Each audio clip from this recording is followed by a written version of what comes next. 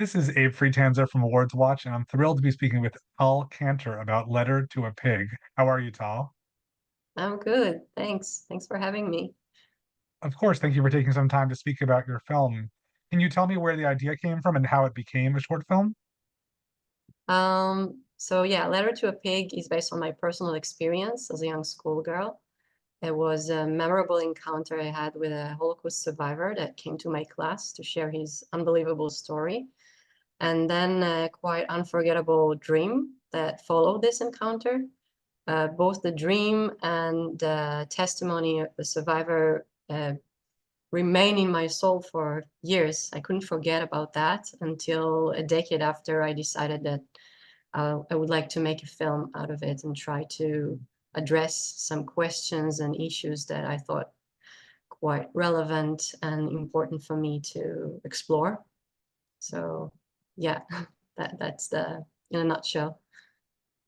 Well, the style of animation is particularly stark and compelling. What was your approach and how did you achieve it practically? This is an animation technique I developed in my previous film, in other words. It's a combination of segments of live footage with hand-drawn and painted animation on paper.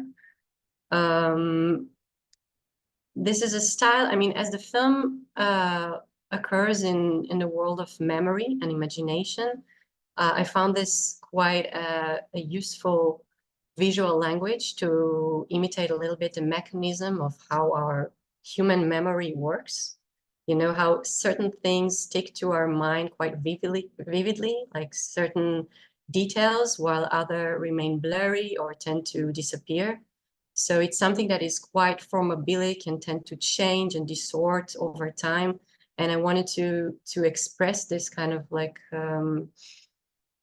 a subjective point of view of the young schoolgirl, how she remembers things, what she put her focus on, how she sees the old man.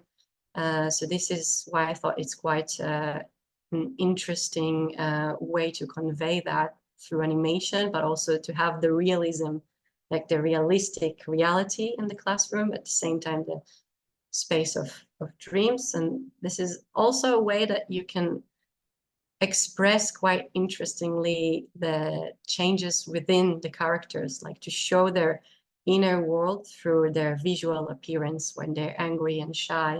So the lines and stains can speak through that. I think that's very true, and it's cool to see that. Do you think the film has been received differently based on where it's been shown and who was in the audience? Um, I encounter some different reactions depend on where the film was screened. Obviously, there are certain aspects and cultural, references that are quite clear to, I would say, a local audience for where I come from. But there's also kind of a mutual response that is more emotional, non-verbal one that is shared globally, and I'm super happy about that. When I see people react to the film, they sometimes don't have words or even they don't speak English, but I see on their face that something got there. So this is yeah, this is something quite beautiful that happened.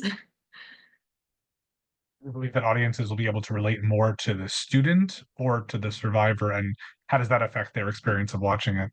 Hmm.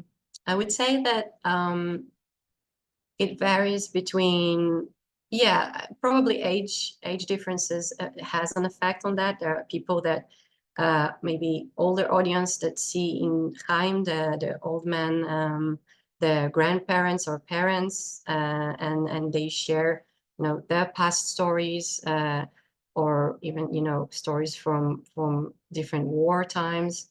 And there are other audiences that I encounter that related quite strongly to the young heroine Alma, and the journey she goes through the film. And some of them even shared that after watching the film, they discovered, a repressed memory from their own childhood in such situation where uh, an old person shares something quite heavy from the past, and this embarrassing moment where you don't know what to do with yourself, what to do with such big trauma. Uh, So I received several responses like that. So it changes depend on the, audience personal experience. You know what you want to do for your next project? It's still, I would say, still in the oven. I'm still baking it. I can't say much, but at the moment, as both my previous film deals with the subject of memory and the past, I feel like the next one should address the interesting, difficult subject of the future. So I think that's all I can say at the moment, but That sounds great. Wish you plenty of luck with that and at the thank Oscars. you. Thank you so much, Tal. Thank you. Thank you for having me.